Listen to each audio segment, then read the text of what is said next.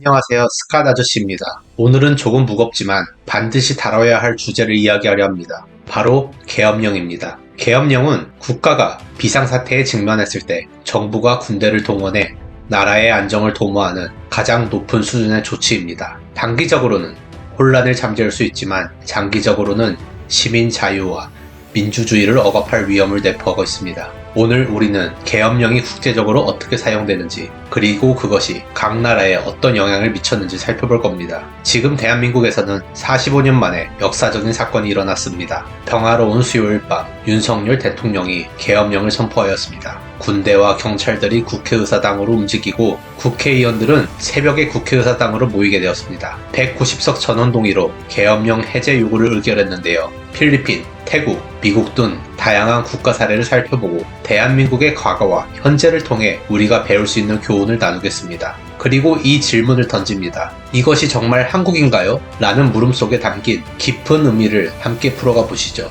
계엄령은 헌법이나 법률의 효력을 일시적으로 정지시키고 군대가 사회의 치안과 행정을 장악하는 제도입니다. 보통은 국가 비상사태에서 발동되며 전쟁, 내란, 대규모 자연재해와 같은 위기 상황에서 주로 사용됩니다. 그러나 문제는 계엄령이 그 목적을 벗어나 권력자들의 정치적 도구로 악용할 때 발생합니다. 역사적으로 계엄령은 시민 자유를 억압하고 독재를 강화하는 수단으로 사용된 사례가 많았습니다. 오늘 우리는 필리핀, 태국, 미국의 사례를 통해 계엄령이 어떤 방식으로 발동되었고 그 결과가 무엇이었는지 살펴볼 예정입니다. 이를 바탕으로 한국의 과거 계엄령 경험과 현재의 민주주의를 되돌아보겠습니다. 1972년 필리핀의 페르디난드 마르코스 대통령은 공산주의 반란과 무슬림 분리주의를 이유로 계엄령을 선포했습니다. 겉으로는 국가안보와 질서 유지를 위한 조치로 보였지만 실제로는 정권 연장을 이유한 정치적 도구로 사용되었습니다. 계엄령 선포 이후 마르코스 정권은 언론을 철저히 통제했습니다. 정부의 비판적인 언론사는 폐쇄되었고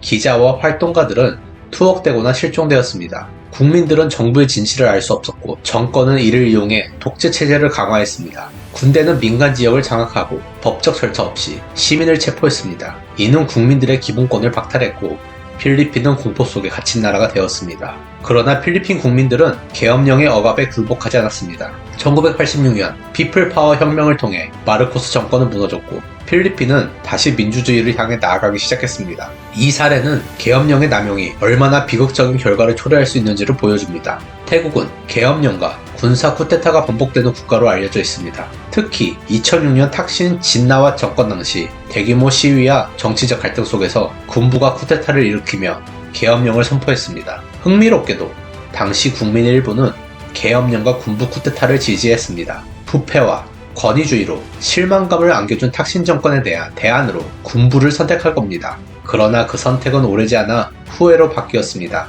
계엄령 하에서 군부는 헌법을 일시적으로 정지시키고 정권 비판 세력을 탄압했습니다. 민주주의는 퇴보하였고 태국은 정치적 혼란과 사회적 불안정을 반복적으로 겪게 되었습니다. 태국의 문제는 한 번의 계엄령으로 끝나지 않았다는 점입니다. 이후에도 정치적 위기가 발생할 때마다 계엄령이 선포되었고 이는 장기적으로 민주주의를 심각하게 훼손했습니다. 미국에서도 계엄령이 발동된 적이 있습니다. 대표적인 사례는 남북 전쟁 당시 에이브럼 링컨 대통령이 메릴랜드와 미주리 등에서 계엄령을 선포한 일입니다. 링컨은 계엄령을 통해 남부 동조 세력을 견제하고 국가의 안정을 유지하려 했습니다. 그러나 이런 조치는 헌법적 논란을 불러일으켰습니다. 일부 법학자들은 계엄령이 시민 자유와 헌법적 권리를 심각하게 훼손한다고 비판했습니다.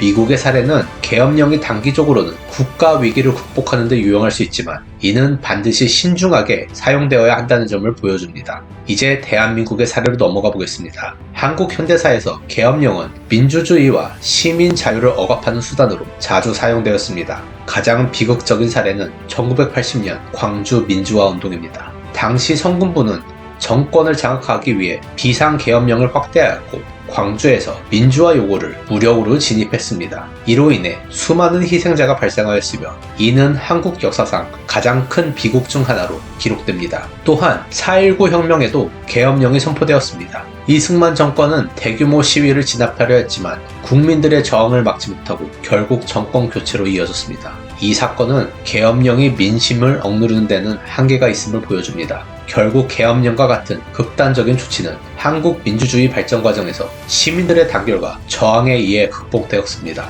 필리핀, 태국, 미국, 그리고 대한민국의 사례를 통해 우리는 계엄령이 얼마나 위험한 결과를 초래할 수 있는지 알 수 있습니다. 오늘날의 대한민국은 성숙한 민주주의 국가로 자리 잡았습니다. 하지만 과거의 경험은 우리가 민주주의를 위해 계속 노력해야 함을 상기시킵니다. 여러분은 이것이 한국인가요? 라는 질문에 어떻게 답하시겠습니까? 댓글로 여러분의 생각을 남겨주세요. 오늘도 해외 반응을 열심히 퍼져나르는 스캇 아저씨였습니다. 구독, 좋아요, 댓글, 알림 설정 부탁드립니다. 대한민국의 민주주의는 저 스캇 아저씨와 구독자님들이 함께 수호합니다. 시청해주셔서 감사합니다. 다음 영상에서 또 뵙겠습니다.